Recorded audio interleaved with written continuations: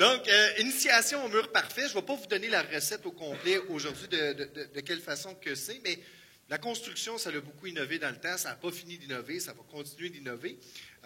Mais au lieu d'avoir une nouvelle méthode, des nouvelles approches du jour au lendemain, bang, avec un nouveau code, bon, on prépare le terrain, on vous explique les concepts qui s'en viennent à ce niveau-là. Tout d'abord, avant d'aller vers le mur parfait, on va comprendre pourquoi on a une enveloppe du bâtiment. L'enveloppe du bâtiment va avoir essentiellement 4 fonctions, c'est-à-dire contrôler les précipitations, contrôler les flux thermiques, la chaleur. Ça a été probablement les premiers éléments qu'on a contrôlés avec l'enveloppe. Un peu plus tard, on a contrôlé l'humidité, pas parce que ça nous dérangeait au niveau de... Joël l'a très bien expliqué pourquoi, c'était plus pour protéger le bâtiment qu'on a contrôlé la vapeur d'eau. Et très, très, très récemment, on s'est rendu compte que l'écoulement de l'air était important au niveau du confort, puis encore là, au niveau de la pérennité du bâtiment, comme Joël l'a expliqué juste avant. Ces 4 éléments que l'homme essaie toujours de contrôler, puis on n'a pas encore atteint la perfection, on s'en va vers là. Fait que pour voir vers où on s'en va, on va aller voir un tour dans le passé, de où qu'on vient, pour comprendre qu'est-ce qui se passe. Si je m'en vais à l'époque de Jacques Cartier, quand il est débarqué, on travaillait avec des murs de masse qu'on utilisait. Système de défense, c'était quoi? C'était des gros blocs de pierre qui bloquaient l'eau. Puis l'eau réussissait quand même à pénétrer dans l'enveloppe. Comment? Les fissures dans le mortier, dans de la pierre qui réussissait à rentrer. Comment ce mur-là faisait pour survivre? C'était un foyer de masse qu'il y avait. La chaleur qui était à l'intérieur permettait l'évaporation de l'eau qui était emprisonnée dans l'enveloppe. On a encore des murs comme ça aujourd'hui au Québec, ça existe toujours. Et d'ailleurs, c'est des murs qu'il ne faut pas isoler par l'intérieur. En tout cas, on ne le fait pas avant d'avoir eu un expert en enveloppe. Parce que si j'isole mon mur à l'intérieur, je viens d'y enlever son moyen de défense. C'est quoi son moyen de défense? C'est la chaleur de l'intérieur qui fait sécher le mur. Donc, c'était correct au niveau de protéger des intempéries. C'était correct au niveau de la chaleur, mais pas plus que ça. Un peu plus tard, on a encore avancé. On est allé avec le mur creux, qui prend un peu moins de matériaux. Dans le fond, le mur creux, c'est quoi? J'ai un premier mur en maçonnerie. J'ai une seconde paroi, un fond de mur intérieur, qui est séparé par une cavité. Puis une cavité, ce n'est pas une lame d'air que j'avais ici. J'avais vraiment un bon 4 pouces et même plus. Ce qui faisait que, à ce moment-là, la capillarité... Oups, je suis pas allé dans le bon sens, je ne peux pas peser sur le bon piton, excusez. Ce qui faisait que mon eau qui réussissait à traverser ma première paroi n'était pas capable de sauter de l'autre côté. J'étais capable de mieux contrôler mon eau.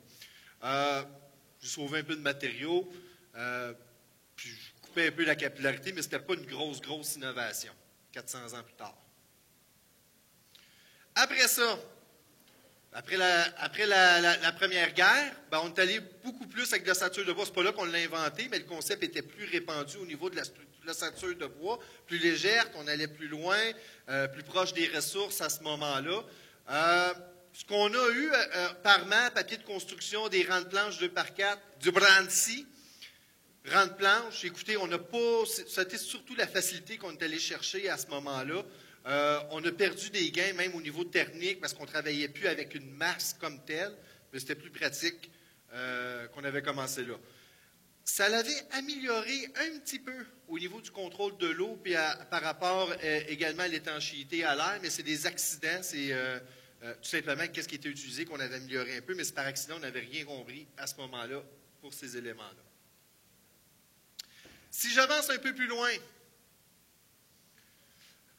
l'apparition du mur creux drainé et aéré qu'on va aller voir, c'est... excusez, voyons. Il aurait dû mettre le flasheur à ce niveau-là. On commence à comprendre à ce moment-là que le revêtement extérieur il y a un rôle pour le contrôle de l'eau, une première barrière. Et puis à ce moment-là, j'ai l'apparition du solin pour la première fois, qu'on comprend qu'il y a de l'eau qui va traverser mon revêtement. C'est correct, on va l'arrêter, mais on va la prendre et on va l'expulser, cette eau-là. Donc, depuis 1935. Les solins, ce n'est pas juste depuis que GCR existe qu'on doit en mettre. On l'avait déjà compris depuis ce temps-là. Il serait temps d'y maîtriser, là, par contre. Donc, on vient d'améliorer avec mon mur ici, mon solin, l'étanchéité à l'eau. Ça, c'est le bon bouton. Si j'avance un peu plus loin dans le temps,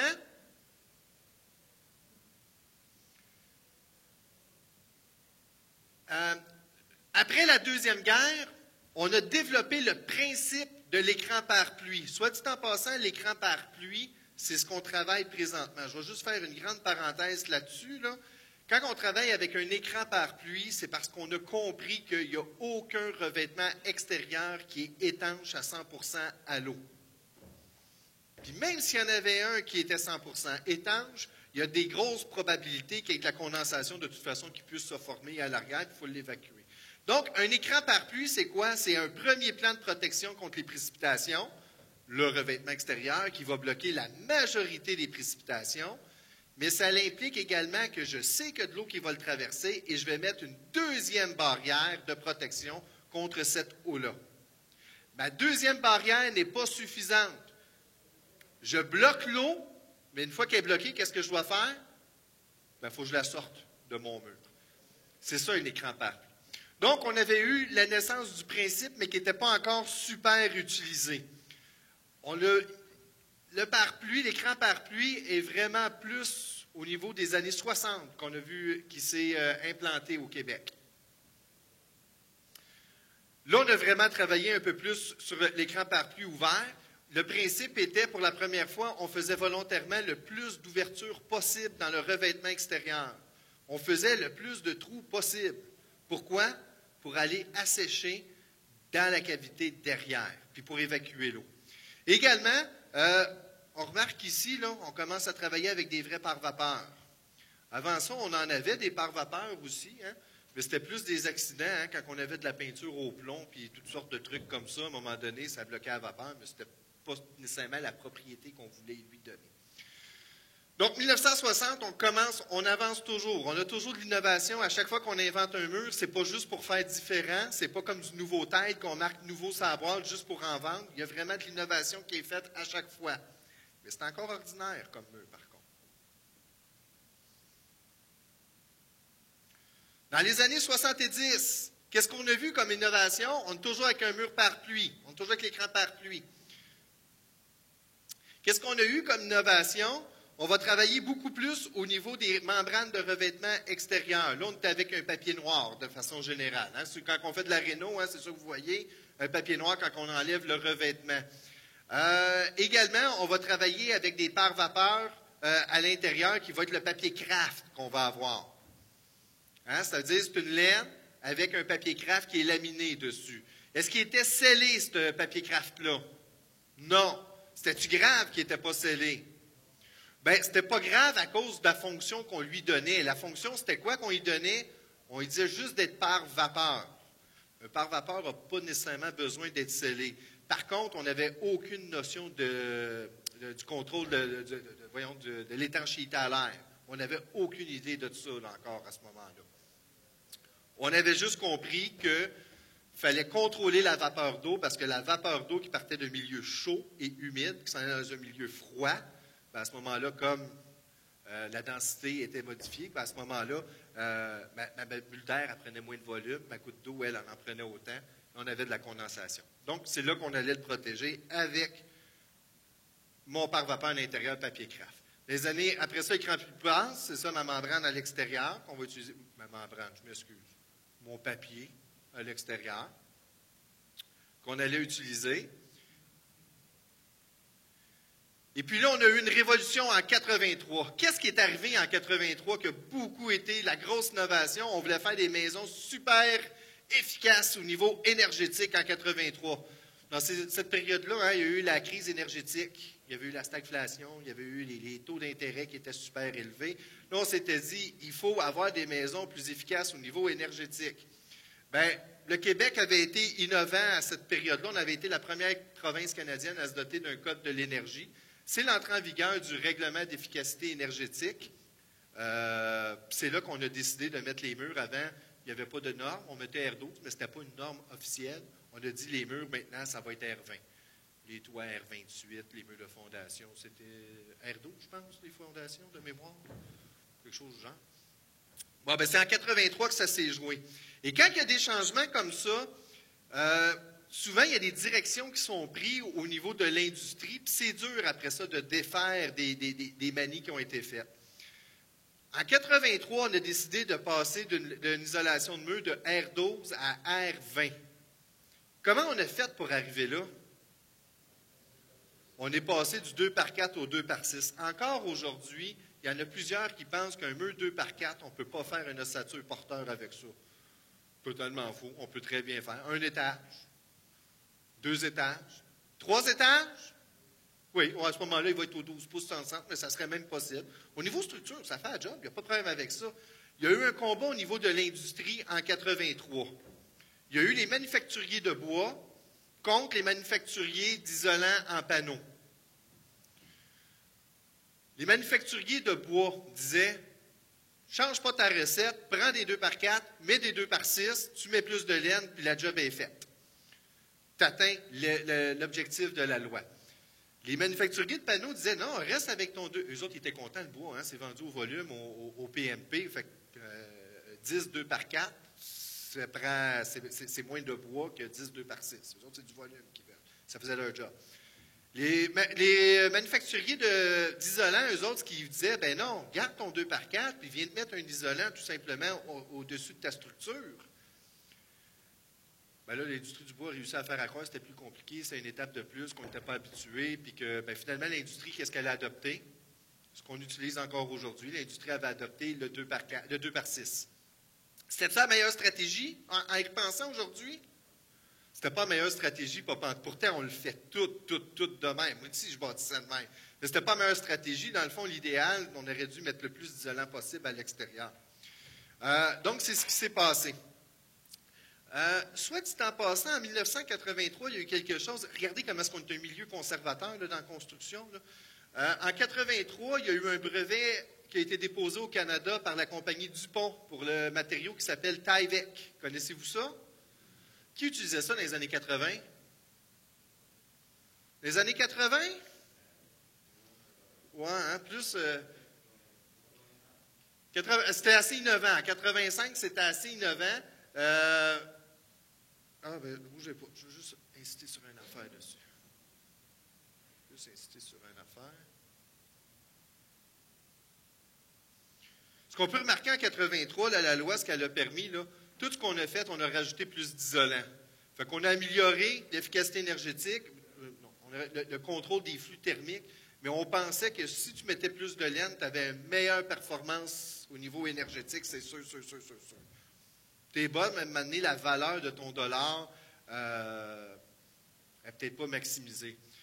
Rendu le niveau d'isolation qu'on a présentement, là, entre mettre plus d'isolant et de bien sceller ton système par air, tu as beaucoup plus de rendement à avoir un bon scellement au niveau des systèmes par air. Peut-être même mettre moins de ventilation sur le toit. On va sauver des dollars là, à ce moment-là. Donc, c'était tout ce qu'en 83, le gouvernement avait dit, pour améliorer, c'est juste de la laine, on met plus de laine, puis ça marche. Dans les années 90, on était pas mal plus au polythène. C'est là que le Tyvek, 93, vraiment, c'est là que le Tyvek a vraiment dominé, a pris la domination du marché au Québec. C'est une grosse innovation, le Tyvek.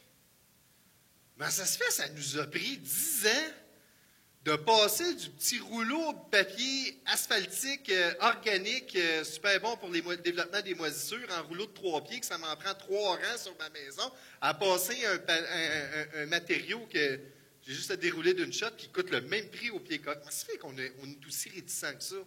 C'est pas une critique, je suis pas mieux, là. Mais, excusez, ben, c'est pas moi qui l'avais monté, celle-là. Puis j'ai pas pensé de l'enlever. En 90, c'est là dans les années 90, c'est vraiment là qu'on a commencé à prendre conscience de l'importance du par-air. C'est là qu'on a commencé. Et d'ailleurs, puis ce que ça l'a fait, ça l'a augmenté au niveau de mon efficacité énergétique. Pas au niveau de même au niveau de la pluie, j'aurais dû mettre un petit peu plus dessus. Au niveau thermique, si j'ai moins de fuite d'air chaud À ce moment-là, je contrôle plus ma chaleur à l'intérieur. Au niveau du contrôle de la vapeur également, même si ça n'a jamais été un enjeu. Puis là, ce qui est arrivé, on a commencé à sceller... non, c'est le polythène à l'intérieur qui était de plus en plus efficace. C'est dans ces années-là qu'on a commencé à utiliser des échangeurs d'air. Hein? Avant ça, là, il n'y a pas vraiment besoin des échangeurs d'air. Il y avait un camion qui passait dans la rue, puis juste la pression négative de vent faisait que l'air était changé dans la maison. Mais on a commencé à prendre connaissance. Et d'ailleurs, c'est de là qu'était née la légende comme quoi que le polythène fait de l'eau. Hein? On a entendu ça souvent, le polythène fait de l'eau. C'est ça, parce qu'avant ça, on ne travaillait pas avec le polythène. C'était quoi? C'était encore du papier craft, ou plus souvent, c'était quoi? C'était le papier de plomb. Hein?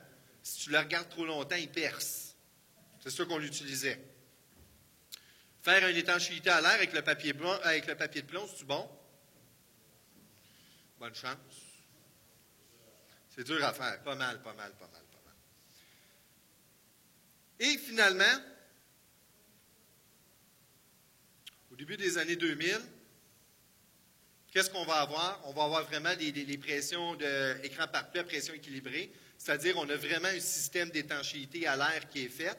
Par contre, là, on a commencé à mélanger des concepts entre le par-vapeur, le par-air, le par-intempérie, qui sont trois éléments distincts, trois fonctions distinctes, mais qui peuvent être faites par les mêmes matériaux. À cette période-là, si vous aviez des actions dans le tape rouge, là, vous avez fait beaucoup d'argent. Parce que les entrepreneurs ont tapé n'importe quoi. Tout ce qui pouvait se taper, on le tapait. Le polythène, le Tyvek, les isolants. Si on pouvait taper nos studs, on l'aurait fait. Hein? On était pas mal là. Hein? Puis il y avait aussi le sel acoustique qu'on mettait partout. Encore aujourd'hui, on en met beaucoup trop. Mais là, si on n'a pas compris, on fait des systèmes, des bonnes jobs d'étanchéité à l'air, mais on n'a pas compris c'est quoi notre système d'étanchéité à l'air. C'est quoi qui faisait mon par-air? C'est-tu mon Tyvek? C'est à vous autres que je parle? Il peut être intérieur ou extérieur. Mais souvent, encore aujourd'hui, là, on parle là, de taper le Tyvek. Peut-être, ça dépend de ce que tu fais avec, là, mais de dire le Tyvek, c'est mon par-air. Es-tu sûr de ça? Moi, je ne suis pas sûr de ça. Est-ce que ça pourrait être ton polyuréthane que tu mets à l'extérieur? Est-ce que ça pourrait être ton panneau d'isoclade que tu mets à l'extérieur? Est-ce que, on ne sait pas c'est quoi. Est-ce que ça pourrait être ton polythène à l'intérieur? Bien, peut-être que oui, ça dépend comment tu l'as fait, ton polythène. Tu l'as-tu tapé? Tu l'as-tu scellé? Ce qui est important, c'est que ce qui va faire ton élément par air, lui, il faut qu'il soit scellé. Un matériau qui est par vapeur, peu importe ce que tu fais avec, il reste toujours par vapeur. Un matériau qui est par air, si tu n'y mets pas de l'amour en l'assemblant, il ne fera pas bien sa fonction par air. Lui, il prend vraiment de l'amour pour l'assemblage. Donc, en effet, il peut être fait dehors. J'ai nommé quelques matériaux. Il pourrait être fait à l'intérieur. Ou il pourrait être fait, ou également, dans la structure même. Maison coffrage isolant, là, un béton 25 MPa là, qui a été bien serré là, en mise à pause, c'est pas vilain pour garder de l'air. C'est pas vilain. Donc, on en est rendu là. La question que j'ai, pourquoi qu'on irait évoluer? Il me semble qu'on est rendu au top. Là. Il n'y a pas moyen d'aller plus haut que ça. Là. On voit ça, là, par vapeur, là, juste un, là, on s'en fout, là, ça fait un job. Je n'ai pas plus de problème que ça. Pourquoi qu'on n'arrête pas là? Bon, on en a des problèmes quand même avec nos ossatures. D'où est-ce qu'on les a, les problèmes, dans nos murs présentement?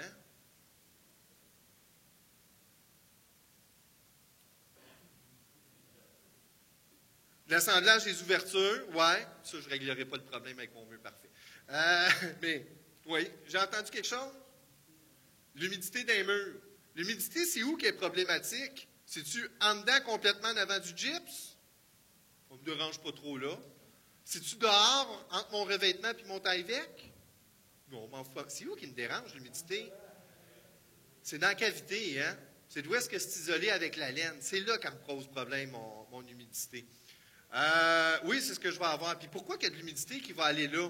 Parce que si j'ai mis toutes mes couches de matériaux, comme on a dit, j'ai mis un pare-vapeur à l'intérieur, j'ai mis de l'isolant, j'ai mis un système d'étanchéité à l'air à l'extérieur ou à l'intérieur, là, mais mettons à l'extérieur, je préfère à l'extérieur. Je préfère tout à l'extérieur, anyway. Ça se fait que j'ai quand même de l'humidité qui rentre dedans. Avez-vous vu l'émission de Martin Matt, là, les beaux malaises, quand il veut poser sa TV sur le mur? Ça, c'est votre consommateur qui a acheté à la maison, qui essaie de trouver ses studs, là, puis il a percé tout le mur. Mais s'il avait fait, exemple, son système d'étanchéité à l'air avec son polythène, là, comment est-ce qu'il a fait pour patcher son polythène en arrière de son gyps? Je pense pas. Hein? Fait que vous avez beau livrer un système qui performe bien, ben, vous n'êtes pas à l'abri des modifications qui sont faites après. Également, d'isoler au niveau des studs, on a une réglementation qui est un peu arriérée au Québec avec des R totales, c'est-à-dire que si tu prends une laine R20, ça vaut R20 au Québec. Pas R19 là, dans la vraie vie, là, mais c'est-tu vrai? Quand j'ai une laine R19 puis j'ai un stud à toutes les 16 pouces, c'est-tu vrai que ce mur-là a la même valeur thermique qu'un mur qui aurait des studs aux 24 pouces, par exemple? Je pense pas, moi. Au Québec, on dit que oui, là, mais pour de vrai, là, on appelle ça le R effectif quand on considère là, dans le mur là, mes colombages à toutes les 16 pouces. Là. R19 avec des studs aux 16 pouces, ça ne vaut pas R19, contrairement à ce que la régie du bâtiment pense. Ça vaut R13.4. Il est de tabarnouche, je viens quand même de dropper d'une shot. Hein? Donc, ça induit des fausses notions également consommateurs là-dessus. Puis également, dans la partie 11, on nous permet, ça c'est encore pire, on vous dit que ça vous prend un recouvrement de pont thermique qui peut être fait où? À l'intérieur ou à l'extérieur ou une combinaison des deux. À l'intérieur, là, on dit que j'aille ça. Ouais. Ça a quoi comme résultat si je mets mon isolant à l'intérieur?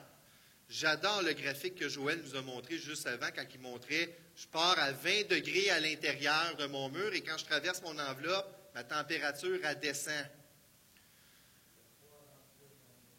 Donc, je vais avoir mon point de rosée pour être au niveau de mon isolant. Puis là, c'est là que je ne veux pas, c'est là que j'ai des problèmes. Si je rajoute un isolant à l'intérieur, quand je traverse cet isolant-là, qu'est-ce que ça fait? Ma température drop plus vite. Je viens encore d'augmenter mes risques de condensation à l'intérieur de mon enveloppe. Puis de toute façon, comme entrepreneur, pour vous autres, moi, personnellement, je ne trouve même pas ça rentable de poser un isolant par l'intérieur. Pourquoi? Tu as monté ton mur. Tu es venu mettre ton isolant, tu reviens couper des panneaux d'isolant que tu t'en viens remettre par-dessus, alors que si tu l'avais fait à l'extérieur, qu'est-ce qui se passe? Tu mets ton mur à terre, tu mets ton isolant, tu montes ton mur, c'est fini, on n'en parle plus. Tu gagnes bien plus de productivité en plus de ça. Donc, bref, isolé par l'intérieur, moi, c'est wash. J'aime pas ça. Donc, mon mur parfait, qu'est-ce qu'il devrait avoir comme qualité? Qu'est-ce que je recherche? Bon, c'est ça. Ce qu'on a avec nos problèmes présentement, la valeur R réelle n'est pas représentative. Présentement, là, on a beaucoup trop de couches de matériaux. On mélange les parts air, le par intempérie, le par vapeur. C'est tout mélangé. Et le fait que c'est mélangé amène beaucoup d'erreurs d'exécution, en plus de ça. L'obligation de recouvrir avec un isolant R4, ça, j'aime pas ça à l'intérieur. Difficile et coûteux d'effectuer des correctifs à l'enveloppe quand Martin Matt est passé. C'est encore Martin Matt. Et puis, on a une possibilité d'emprisonner l'humidité à l'intérieur de notre cavité. C'est là qui sont les problèmes, c'est à l'intérieur de la cavité. Donc, les atouts du mur parfait, ça serait quoi? Avez-vous une idée qu'est-ce que ça pourrait être, les atouts du mur parfait? Étanche à l'air, ça c'est clair. Ça va prendre une bonne étanchéité à l'air, maximum autant que possible. Oui, absolument. Après ça, recouvrir les ponts thermiques. On ne voudrait pas en avoir du tout, absolument. Y a-t-il d'autres choses qu'on pourrait avoir? Simple à assembler, le moins de couches possible. Oui, absolument. Passer la mécanique plus facilement. Oui, absolument. C'est tous des atouts. Puis ce qu'on travaille, c'est quelque chose qui est un peu comme ça. Là, elle n'est pas refaire ça. Hein, c'est pour illustrer le propos. Là, on n'est pas prêt encore avec ça. Là. Mais regardez, un des problèmes, c'est quoi? C'est où? C'est à l'intérieur de la cavité. Où dans la loi, ça me dit que je suis obligé d'isoler cette cavité-là? Nulle part. Pourquoi qu'on le fait de même? Parce qu'on l'a toujours fait de même. Puis peut-être aussi, on n'avait pas l'évolution des matériaux comme aujourd'hui. Mais moi, ce que je vous propose, c'est que si je n'isole rien dans ma cavité, je la laisse vide, puis je mets tout mon isolant à l'extérieur.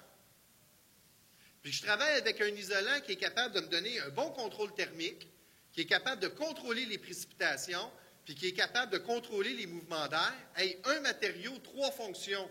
C'est-tu génial? J'ai moins de couches de matériaux à mettre, moins de risques d'erreur. Mais il faut que je comprenne qu'est-ce que je fais, par contre. Je peux passer toute ma mécanique à l'intérieur des studs, mes tuyaux, pas de problème, parce qu'il est à la même température à peu près qu'à l'intérieur. Et puis, hey, mon pare-vapeur, je le fais avec quoi? Oui, mais je pourrais mettre un polystyrène expansé qui n'est pas par vapeur. Il est où mon pare-vapeur? N'est plus besoin. Le pare-vapeur, il n'était pas pour nous autres, il n'était pas pour nous protéger, nous autres, notre confort ou quoi que ce soit. Le pare-vapeur, il était juste là pour protéger ma cavité, empêcher qu'il y ait un excédent d'humidité qui va aller dedans puis qui risque de condenser. Là, ici, est-ce qu'il peut condenser à la surface de mon isolant? Il fait 20 degrés en dedans. Vu qu'il y a moins de mouvement, peut-être qu'il va faire un peu moins, mais ça ne descendra jamais assez pour condenser. Je n'avais pas besoin. D'où est-ce que ça va condenser? Dehors. Dehors, pas de problème avec ça. C'est un mur par pluie, un écran par pluie. Il va perler dessus, il va s'en en bas, il y a un soleil, il va le pitcher dehors. Il y a une question, regarde? T'es juste trop vite pour moi. T'es juste trop vite pour moi. Je vais te revenir avec ça. Non, c'est pas ça. Hey, non, des clous d'aluminium, hey. Non, non, non. Mais c'était un des enjeux, puis on l'a réglé, puis même après l'avoir réglé, on a retrouvé une autre solution en plus. Fait que finalement, c'était un des problèmes qu'on avait, parce que ça, c'est un concept-là, c'est moi qui ai inventé ça? Je suis pas assez intelligent pour rien inventer, moi, là. Pas du tout. En commercial, ça se fait beaucoup. Commercial institutionnel, sauf qu'eux autres, c'est assez facile. Hein? Structure de béton, structure d'acier, tu peux aller fixer à peu près n'importe quoi dessus, c'est assez facile. Stock de bois, peut-être pas aussi évident. En stock de bois, ça existe beaucoup. On en a autre exemple, notamment. La météo n'est pas comme ici. Là. Eux autres, là, ils mettent un pouce d'isolant extrudé, là, puis moi, là, je suis R2000. Je ne suis pas R2000, là, là-bas, je ne sais pas c'est quoi. Là. C'est pas ça l'enjeu, eux autres. C'est plus Cardello, là, mais... fait qu'on essaie de l'adapter pour le Québec. Le matériau n'est pas nécessairement si important que ça, lequel qu'on a en avant. Ici, j'ai le système Cutboard qui est capable de m'offrir l'étanchéité à l'air. C'est très bon. Joël, tu as dû en tester de ces systèmes-là? Ça passe-tu, ça, du nouveau climat? Au niveau de l'étanchéité à l'air? Oui. Ça pourrait être un isoclave. Est-ce que ça fonctionne, ça aussi, pour faire un système d'étanchéité à l'air? Oui, absolument. Pourquoi je me permets de demander à Joël? Parce qu'il en a testé bien plus que moi dans la vie. Au niveau d'étanchéité à l'air. Hey, regardez, même, on parle d'abordabilité. Ma mère, jamais elle accepterait de prendre ça. Je te reviens. Jamais ma mère accepterait de prendre ça, mais peut-être au niveau des premiers acheteurs, que chaque dollar est important. Est-ce que je suis vraiment obligé de mettre un gyps au niveau de ma structure? Je pourrais peut-être même avoir mon rang de planche en revêtement intermédiaire. Bien, on a des designs déjà de fait qui ne sont pas vilains. Sérieux, là? Même pas de gyps. Donc, je l'ai ici. Je pourrais l'avoir en... Ah, je ne l'ai pas, celle-là. Je pourrais l'avoir aussi, on l'a monté là, également là, avec du polyuréthane. À ce moment-là, j'ai un OSB, j'ai appliqué le polyuréthane par-dessus, puis ça fait la job. Fait que, ce que j'insiste, ce n'est pas le matériau comme tel, là, je ne suis pas là pour vendre une marque plus qu'une autre, c'est de dire c'est le système. On prend un matériau qui me fait ma résistance thermique, qui me fait mon système d'étanchéité à l'air et mon étanchéité à l'eau également. Bon, bien, nos défis maintenant. Pourquoi qu'on ne l'a pas tout de suite? Bon, ce que j'ai, c'est un peu ce que je vous expliquais. Au niveau de la pluie, on a un excellent contrôle. Au niveau de thermique, excellent contrôle. Au niveau de l'air, excellent contrôle. Puis au niveau de la vapeur d'eau, je peux en avoir un, mais je m'en fous comme dans l'an 40. Anyway. Si c'est si merveilleux que ça, comment ça se fait qu'on ne l'a pas présentement? Ben, ça fait que vous ne faites pas tout ça présentement. C'est pas juste parce qu'on a des résistances par rapport à l'innovation. Il y a d'autres raisons. Pourquoi qu'on ne l'a pas? Bon, il y a une question, c'est vrai, avant de venir, pourquoi qu'on ne l'a pas tout de suite, parler des coûts, ça coûte-tu bien plus cher? Premièrement, ça va être encore moins cher quand le système va être encore plus commun, parce qu'on va avoir des extrusions plus faciles, puis on a un paquet de trucs qui vont faire l'innovation, va aller plus vite. Mais si je le fais là, présentement, là, au coût d'aujourd'hui, là, je prends cette maison-là, qui a 28 pieds par 30 pieds. Si je la calcule, on ne voit pas très bien, là, mais si je la calcule, là, partie 11, là, puis j'ai mis un BPR4 là, à l'extérieur, là, comme un revêtement intermédiaire. Là. J'arrivais pour mes murs extérieurs à 15 800 $. OK? Je vais te revenir, ce ne sera pas bien long. Si je la fais en mur parfait, j'arrivais à 19 000 $. OK? Pour mes 2 étages. Puis là, j'ai calculé que mon isolant, je l'ai fait en 2 coups. Donc, j'ai ma main-d'œuvre pour mon revêtement intermédiaire, je l'ai mis 2 fois. Puis j'y ai mis un OSB aussi, qu'on pensait qu'on était obligé d'avoir au départ. Puis finalement, les études nous démontrent qu'on n'est peut-être pas si obligé que ça de mettre un OSB en plus dessus. Puis j'ai mis mon gyps. Si j'enlève mon gyps, je m'en viens m'enlever un 2000 $. Ah oui, puis en passant, j'ai même plus besoin d'isoler mes solives de rive. J'ai tout isolé à l'extérieur. Puis isolé au niveau de mes solives de rive.